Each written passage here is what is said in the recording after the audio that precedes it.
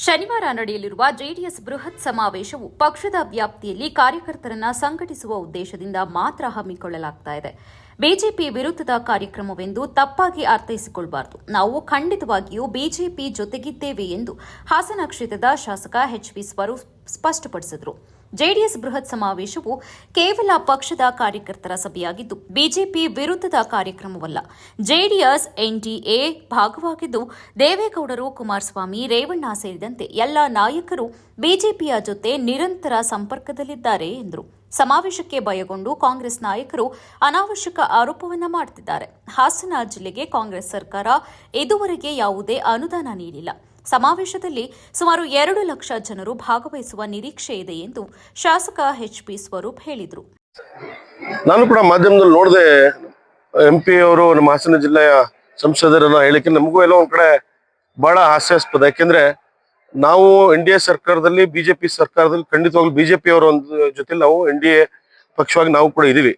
ಪ್ರಾಮಾಣಿಕವಾಗಿ ನಮ್ಮ ಸನ್ಮಾನ್ಯ ರೇವಣ್ಣ ಇರ್ಬೋದು, ಕುಮಾರಣ್ಣವರು, ದೇವೇಗೌಡರು, ಮೋದಿ ಮತ್ತು ಅವರೆಲ್ಲ ನಮ್ಮ ಬಿಜೆಪಿ ಮುಖಂಡರ ಜೊತೆ ನಾವು ಕೂಡ ಸಂಪರ್ಕದಲ್ಲಿದ್ದೇವೆ.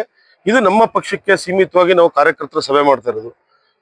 ಅದು ಬಿಟ್ಟರೆ ನಾವು ಬೇರೆದು ಯಾವುದು ಕೂಡ ಬಿಜೆಪಿಯವ್ರನ್ನ ಅಥವಾ ತಿರಸ್ಕಾರ ಮಾಡೋಂಥದ್ದಲ್ಲ. ನಾವು ಖಂಡಿತವಾಗ್ಲೂ NDA ಸರ್ಕಾರದಲ್ಲಿ NDA ಅವರ ಜೊತೆ ಮೈತ್ರಿಯಲ್ಲಿ ಖಂಡಿತವಾಗ್ಲಿದ್ದೀವಿ.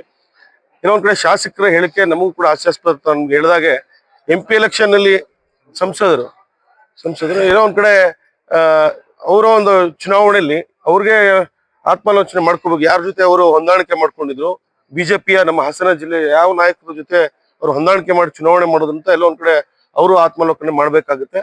ತಮ್ಮ ಮೂಲಕ ನಾನು ಕೇಳಕ್ ಬಯಸ್ತೇನೆ, ನಾವು ಇವತ್ತು ಕೂಡ ಪ್ರಾಮಾಣಿಕವಾಗಿ ನಾವು NDA ಬಿಜೆಪಿ ಅವ್ರ ಜೊತೆ ಖಂಡಿತವಾಗ್ಲೂ ಇದ್ದೇವೆ, ಮುಂದೆನೂ ಇರ್ತೀವಿ. ಆದ್ರೆ ಎಲ್ಲ ಒಂದ್ ಕಡೆ ಅವ್ರ ತರ ನಾವು ಕಾಂಗ್ರೆಸ್ ಅಲ್ಲಿ ಅವ್ರು ಮಾಡಿರ್ತಾರ ನಾವು ಯಾವ್ದು ಕೂಡ ಹೊಂದಾಣಿಕೆ ಅಥವಾ ಬೇರೆ ತರ ಅಪವಿತ್ರ ಮೈತ್ರಿ ನಾವು ಆಸ್ಪದ ಕೊಡಲ್ಲ ಸರ್. ಎಲ್ಲ ಒಂದ್ ಕಡೆ ನಮ್ಮ ಏನು ನಾಳೆ ಕಾರ್ಯಕ್ರಮ ಮಾಡ್ತಾ ಇದೀವಿ, ಕಾಂಗ್ರೆಸ್ ಮುಖಂಡರು ಮತ್ತು ಎಲ್ಲರೂ ಕೂಡ ಸಂಸದರು ಕೂಡ ಹತಾಶರಾಗಿದ್ದಾರೆ. ಯಾಕೆಂದ್ರೆ ಇದು ದೊಡ್ಡ ಮಟ್ಟದ 1.5 2 ಲಕ್ಷ ಇವತ್ತು ಇಲ್ಲಿ ಕಾರ್ಯಕರ್ತರನ್ನ ಸೇರಿ ಇವತ್ತು ಮಾಡ್ತಿರೋಂಥದ್ದು ಬಹುಶಃ ಇತಿಹಾಸ. ಇದು ಮೊದಲನೇ ಬಾರಿಗೆ, ಹಿಂದೆನೂ ಕೂಡ ಆಗಿಲ್ಲ, ಮುಂದೆನೂ ಕೂಡ ಅದು ಮಾಡ್ಲಿಕ್ಕೆ ಆಗಲ್ಲ. ಎಲ್ಲ ಒಂದ್ ಕಡೆ ತಾವು ನೋಡ್ತಾ ಇದ್ವಿ, ಈಗ ಸಾಧನಾ ಸಮಾವೇಶದಿಂದ ಕಾಂಗ್ರೆಸ್ನವರು ಬಂದು 2 ಬಾರಿ ನಮ್ಮ ಹಾಸನ ಜಿಲ್ಲೆಗೆ ಕಾರ್ಯಕ್ರಮ ಮಾಡಿದ್ದಾರೆ.